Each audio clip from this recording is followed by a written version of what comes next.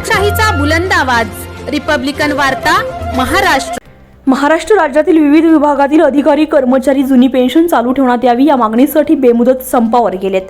याच पार्श्वभूमीवर गंगाखेड येथील राज्य कर्मचारी यांनी जुनी पेन्शन योजना कायम ठेवावी यासह विविध मागण्यांसाठी कर्मचारी दिनांक 14 डिसेंबर रोजी संपावर गेल्यामुळे कार्यालय ओस पडली होती।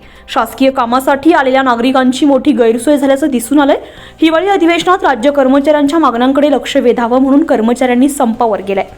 यापूर्वी विविध मागण्यांसाठी राज्य कर्मचारी संपावर गेले होते। महसूल कार्यालयातील कर्मचारी संपावर गेल्यामुळे तहसील कार्यालय ओस पडले होते। त्यामुळे विविध कामांसाठी नागरिकांना मनस्ताप सहन करावा लागतोय।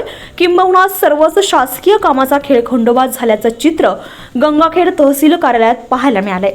रिपब्लिकन वार्ता महाराष्ट्र न्यूज साठी गंगाखेड परभणी प्रतिनिधी राजकुमार Munde. Subscribe now and press the bell icon. Never miss an update.